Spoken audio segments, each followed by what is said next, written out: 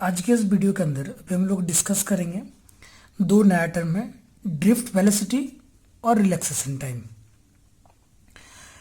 इन दो टर्म्स को समझने से पहले हम लोगों को कि उस मैकेनिज्म को समझना पड़ेगा कि किसी कंडक्टर में करंट का फ्लो किस प्रकार होता है, करंट के फ्लो का मैकेनिज्म क्या है।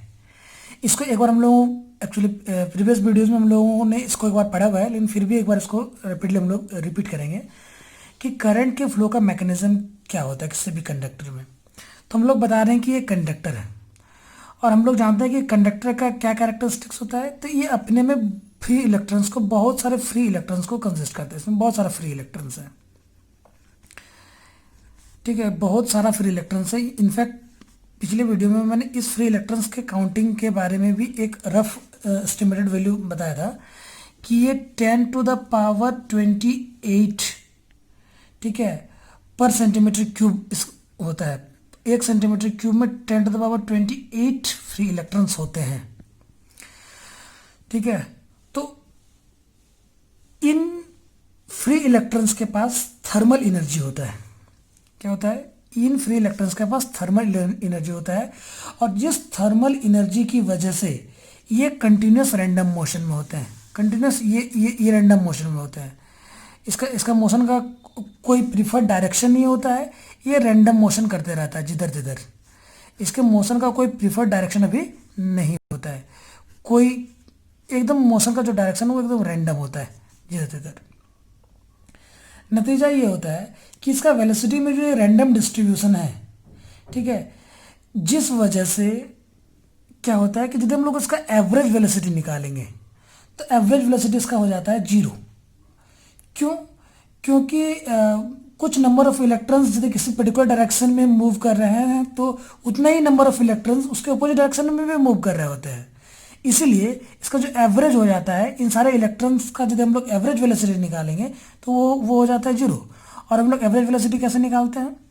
तो एवरेज वेलोसिटी क्या होता है? तो अरिथमेटिक मीन होता है sum of all velocities. U is equals to क्या हो जाएगा?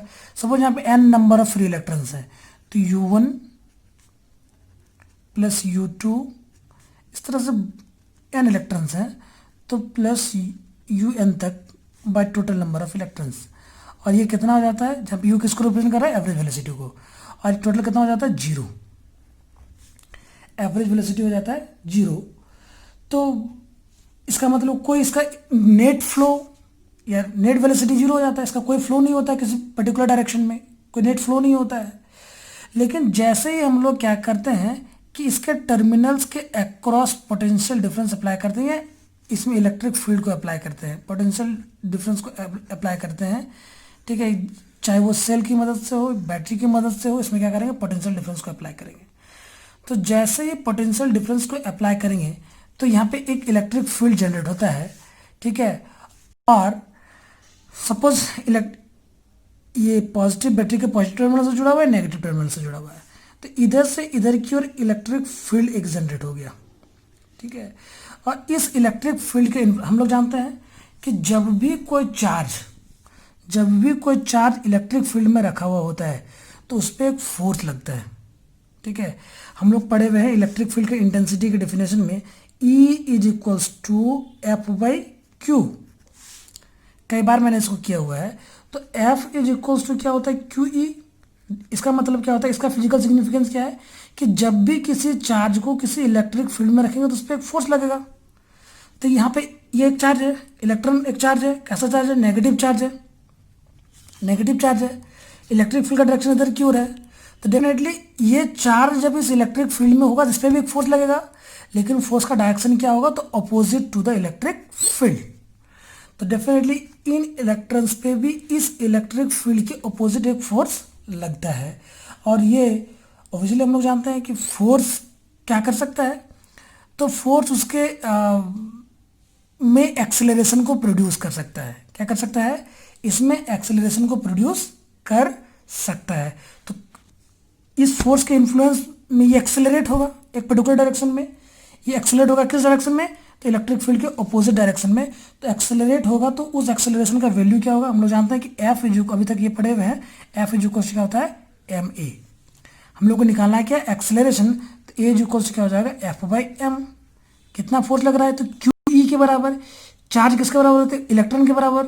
इसको लिखेंगे minus of E by M. ठीक है, तो इतना एक्सेलरेशन प्रोड्यूस होता है किसमें, तो इन फ्री इलेक्ट्रॉन्स में। ठीक है, अभी इस फोर्स के इन्फ्लुएंस में ये एक्सेलरेट हुआ, और एक्सेलरेट होकर एक पर्टिकुलर डायरेक्शन में क्या होने लगता है, मूव करने लगता है। लेकिन ये जैसे ही मूव करता है, तो मूव करने के साथ एक बात सोचने वाली है कि भाई ये इलेक्ट्रॉन्स, फ्री इलेक्ट्रॉन्स हम लोग जिसको बोलते हैं, तो ये फ्री इलेक्ट्रॉन्स आया कहाँ से। ऑब्वियसली इसी कंडक्टर के जो एटम्स हैं, इसी कंडक्टर के एटम्स से ही ये रिलीज हुए होंगे। ठीक है, इसी कंडक्टर के एटम से ही ये डिटैच हुए होंगे। तो जिस एटम से ये डिटैच हुआ होगा, तो डेफिनेटली वो एटम एक पॉजिटिवली चार्ज मेटल आयन बन गया होगा। जिससे भी इलेक्ट्रॉन निकला हुआ होगा, वो एटम एक पॉजिटिवली चार्ज मेटल आयन बन गया होगा। ठीक है, बहुत सारा पॉजिटिवली चार्ज मेटल आयन होगा। तो जैसे ये इलेक्ट्रॉन क्या होता है, एक्सेलरेट होता है, तो ये पॉजिटिव मेटल आयन के साथ या तो अपने आपस में दूसरे इलेक्ट्रॉन के साथ कॉलिजन करने लगता है। क्या करने लगता है, कॉलिजन करने लगता है। एक्सेलरेट होगा तो पर्टिकुलर डायरेक्शन में मूव करेगा तो दो चीज़ों से कोलाइड करेगा, दो इलेक्ट्रॉन आपस में, या तो इलेक्ट्रॉन इन उन पॉजिटिव मेटल आयन से जिससे वो डिटैच हुआ है। ठीक है, तो दो तरह का कॉलिजन होगा। लेकिन दो कॉलिजन के बीच वो एक वेलोसिटी को, एक ओबियसली पहले इनिशियल वेलोसिटी, जैसे सपोज इस इलेक्ट्रॉन की बात करें, इनिशियल वेलोसिटी u1 से मूव कर रहा था, लेकिन एक्सेलरेट हुआ। जब कोलिजन करेगा तब ना वो उसका वेलोसिटी को अपना वो डिस्ट्रॉय करेगा। लेकिन दो कॉलिजन के बीच तो वो एक वेलोसिटी को गेन करता है। तो कितना वेलोसिटी को गेन करेगा, तो डिपेंड करता है कि वो कितने टाइम के लिए एक्सेलरेट हुआ है। तो यदि हम लोग कंसिडर करते हैं कि यदि वो पहला इलेक्ट्रॉन τ1 टाइम के लिए एक्सेलरेट हुआ है, दूसरा इलेक्ट्रॉन τ2 टाइम के लिए एक्सेलरेट हुआ हो, तीसरा इलेक्ट्रॉन τ3 टाइम के लिए एक्सेलरेट हुआ हो, तो हर एक को एक वेलोसिटी को गेन करता है कुछ समय के लिए। वो क्या हो जाता है, v1 is to u1 plus a τ1, क्योंकि हम लोग जानते हैं, पढ़े हुए हैं इक्वेशन ऑफ मोशन से, v इज क्या होता है, u प्लस at। ठीक है, तो ये क्या हो जाएगा, v1 is to u1 plus a τ1। दूसरा इलेक्ट्रॉन कितना हो जाएगा, तो v2 is equals to u2 plus a τ2। ठीक है, इसी तरह से vn इज इक्वल्स टू क्या हो जाएगा, un प्लस a τn, क्योंकि सारा इलेक्ट्रॉन सेम वेलोसिटी से एक्सेलरेट हो रहा है।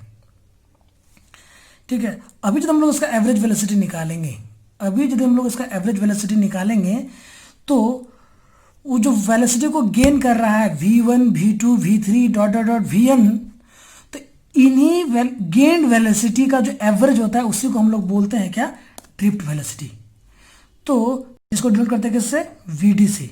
vd जो को लिखा हो जाएगा, तो v1 plus v2 plus v3, ये क्या करेंगे, सारे गेन्ड वेलोसिटी का, न्यू वेलोसिटी का एवरेज होता है ये।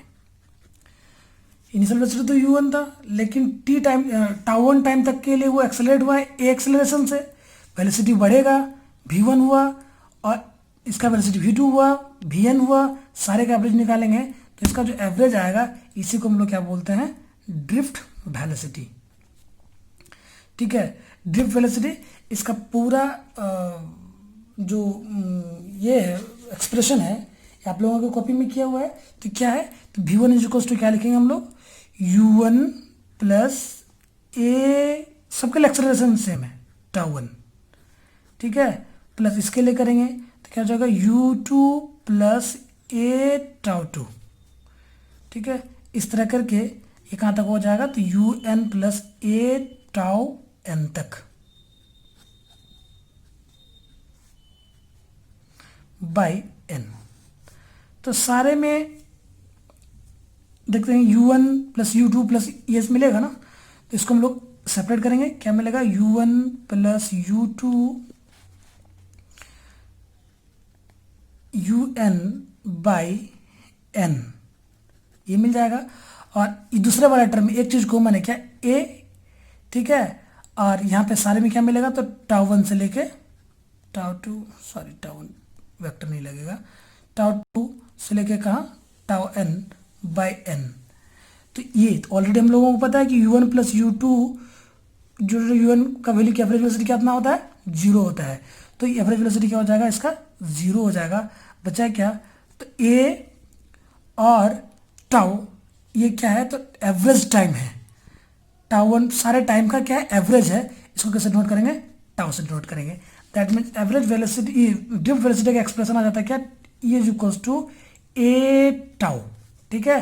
और जहाँ पे ए का वैल्यू हम लोग ऑलरेडी लिखे हुए हैं क्या, ई बाई एम, तो डेफिनेटली हम लोग इसका क्या लिख सकते हैं, ई टाउ बाई एम। ये होता है ड्रिफ्ट वेलोसिटी का expression. V D is equals क्या होता है, ई टाउ बाई एम। तो एवरेज ड्रिफ्ट वेलोसिटी हुआ क्या, कंक्लूजन क्या है, तो ड्रिफ्ट वेलोसिटी वो एवरेज वेलोसिटी होता है, या उन वेलोसिटीज का एवरेज होता है जिसको वो फ्री इलेक्ट्रॉन्स गेन करते हैं थोड़े समय के लिए, ठीक है। दो कोलिजन के बीच जो वेलोसिटी को गेन करता है उसका जो एवरेज होता है उसको क्या बोलते हैं हम लोग, ड्रिफ्ट वेलोसिटी बोलते हैं। और दो कोलिजन के बीच का जो ड्यूरेशन होता है उसको क्या बोलते हैं हम लोग, रिलैक्सेशन टाइम। इसका मतलब ये है कि रिलैक्सेशन टाइम जितना कम होगा ओब्वियसली कोलिजन उतना ज़्यादा होगा। आई होप आप लोगों को ये दोनों ड्रिफ्ट वेलोसिटी और रिलैक्सेशन टाइम दोनों समझ में आ गया होगा। अभी हम लोग अगले दिन डिस्कस करेंगे अगले वीडियो लेक्चर में कि क्या रिलेशन होता है इलेक्ट्रिक करंट में और इस ड्रिफ्ट वेलोसिटी में। जो आज हम लोग पढ़े, इस ड्रिफ्ट वेलोसिटी में क्या रिलेशन होता है। Thank you.